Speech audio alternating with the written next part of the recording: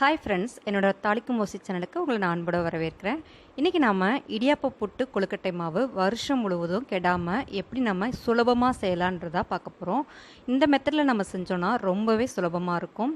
இதுக்கு நான் 2 kilo பச்சரிசியும் 2 kilo புழுங்கலரிசியும் எடுத்திருக்கேன். இதை நல்லா வாஷ் பண்ணிக்கலாம். ரேஷன் அரிசியாக இருந்தால் கூட இதே மெத்தடில் நீங்கள் ஃபாலோ பண்ணி செஞ்சிங்கன்னா ரொம்பவே டேஸ்ட்டாக வரும். இதை நீங்கள் ஊற வைக்கலாம் தேவையில்ல. நல்லா 2-3 தடவை நல்லா அலசி தண்ணி நல்லா கிளியராக இருக்கிற வரைக்கும் நல்லா அலசி எடுத்துக்கோங்க. இடியாப்ப மாவு நம்ம 2 மெத்தடில் செய்யலாம். ஊற வச்ச அரிசியை அந்த ஈரப்பதத்தோடையே நம்ம மிஷினில் கொடுத்து அரைச்சி அதை ஆவியில் வேக வச்சு சலிச்சு எடுத்துக்கணும். அது கொஞ்சம் வேலை அதிகமாக இருக்கும். நான் அந்த மெத்தட்லேயும் செஞ்சுருக்கேன். இப்போ நம்ம செய்ய போகிறது 2வது மெத்தடு. இது ரொம்ப சுலபமாகவும் ஈஸியாகவும் இருக்கும். டேஸ்ட்லேயும் எந்த டிஃப்ரென்ஸும் வராது. 1 வருஷம் ஆனாலும் கெடாமையும் பாதுகாக்கலாம். இப்போ தண்ணி வடித்த அரிசியை நம்ம மாடியில் போய் நல்லா காய வச்சிடலாம். பக்கத்தில் ஏன் சீடி போட்டு வச்சுருக்கேன்னா அப்போ தான் காக்கா குருவி அந்த பளபளப்புக்கு வராது. காய வச்ச இந்த அரிசி நல்லா காஞ்சதுக்கப்புறமா நம்ம மிஷினில் கொடுத்து அரைச்சி எடுத்துகிட்டு வந்துக்கலாம்.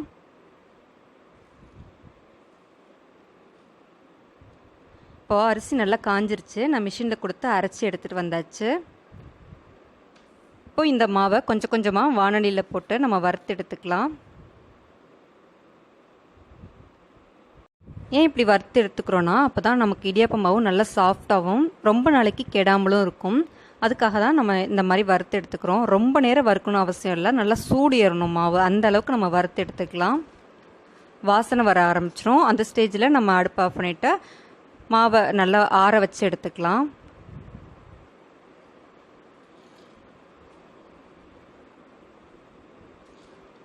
பாருங்கள், எல்லா மாவையுமே நான் வறுத்து எடுத்துக்கிட்டேன். இப்போ இதை கொஞ்சம் நேரம் நல்லா ஆற வச்சுட்டு அதை நம்ம ஸ்டோர் பண்ணி வச்சுக்கலாம்.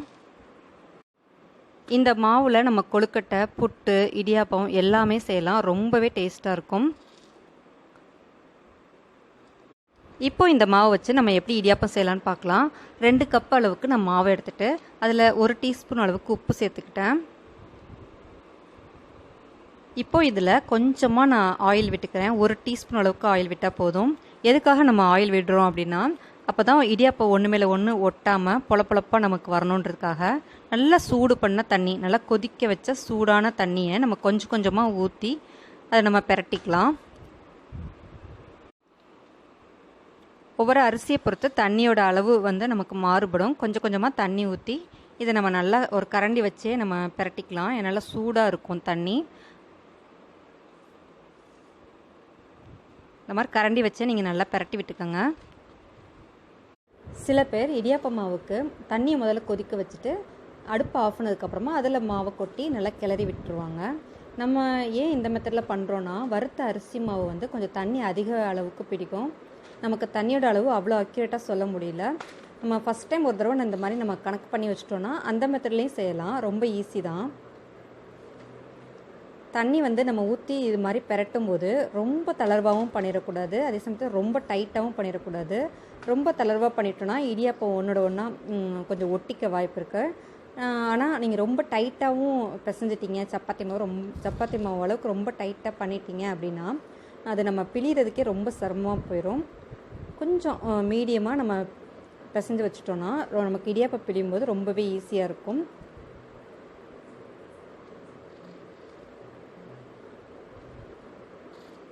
பாருங்கள், இந்தளவுக்கு நம்ம இதை மாவை பிரட்டிட்டோம். கொஞ்சம் சூடு ஆறுனதுக்கப்புறமா இந்த மாதிரி தான் நம்ம மிக்ஸ் பண்ணிக்கலாம். ரொம்ப சூடாக தான் இருக்கும் மாவு. இப்போது இந்த சூடான மாவையே கொஞ்சம் கொஞ்சமாக நம்ம போட்டு குழாயில் போட்டு நம்ம அப்படியே பிழிஞ்சு எடுத்துடலாம்.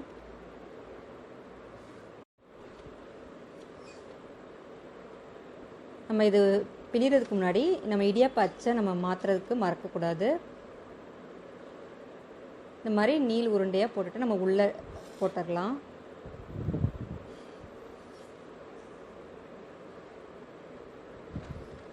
இந்த மாதிரி போட்டதுக்கப்புறமா இதோட மூடியை போட்டு நம்ம மூடிக்கலாம். இதோட மூடி இந்த மாதிரி இருக்கும். மேலே ஒரு நாப் இருக்கும். இதை அழுத்திக்கிட்டு மேலே இழுத்திங்கன்னா இந்த மாதிரி வந்துடும். அதுக்கப்புறமா அதை க்ளோஸ் பண்ணிக்கலாம். நம்ம இப்போது நம்ம இதை இடியாப்ப குழாயோட நம்ம இந்த மாதிரி சுற்றிக்கலாம்.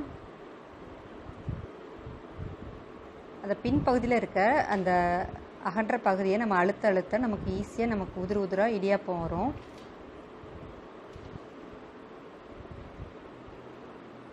பாருங்கள் இந்த மாதிரி நமக்கு ஈஸியாக நமக்கு சின்ன சின்ன ரவுண்டுகளை இந்த மாதிரி பூவாக நம்ம இடியாப்பத்தை புழிஞ்சிக்கலாம். இடியாப்பம் பிழிறதுக்கு முன்னாடியே நம்ம பக்கத்தில் இட்லி சட்டியில் நம்ம கொஞ்சமாக தண்ணி ஊற்றி அதையும் நம்ம கொதிக்க வச்சுருவோம். இந்த மாதிரி சின்ன சின்ன ரவுண்டாகவும் சுற்றிக்கலாம், இல்லைனா பெரிய ரவுண்டாக கூட நம்ம சுற்றிக்கலாம். இதை மட்டும் நம்ம மறக்கக்கூடாது, மாவு ரொம்ப டைட்டாகவும் இருக்கக்கூடாது, ரொம்ப லூஸாகவும் இருக்கக்கூடாது. அப்போ தான் வந்து நமக்கு நல்லாவே இருக்கும். பாருங்கள் இந்த மாதிரி நம்ம இன்னொரு தட்டிலே நம்ம சுற்றி நம்ம இட்லி சட்டியில் மூடி வச்சிடலாம்.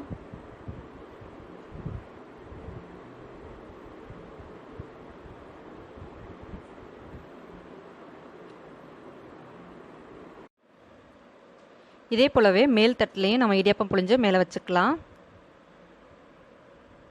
இது வேகிறதுக்கு ஒரு 7-8 நிமிஷம் ஆகும். ஏற்கனவே வறுத்த மாவுன்றதுனால நமக்கு டக்குன்னு இடியாப்பம் வெந்துடும். இப்போ இதை நம்ம மூடி வச்சிடலாம். இது வெந்துட்டுருக்க அந்த நேரத்திலேயே நம்ம பெரட்டி வச்ச மாவுலையே இந்த மாதிரி நீள் உருண்டைகளை நம்ம ரெடியாகவே இந்த மாதிரி சின்ன சின்ன உருண்டைகளை நம்ம உருட்டி வச்சுக்கலாம். அப்போ தான் நமக்கு இடியாப்பம் அந்த அச்சில் போட்டு நமக்கு புளியறதுக்கு ரொம்பவே ஈஸியாக இருக்கும். இப்போது 7 நிமிஷம் ஆயிடுச்சு, நம்ம திறந்து பார்க்கலாம். தண்ணியில் கையை வச்சுட்டு இந்த மாதிரி தொட்டி பாருங்கள். இப்போ நம்ம இடியாப்பத்தை எடுத்துக்கலாம்.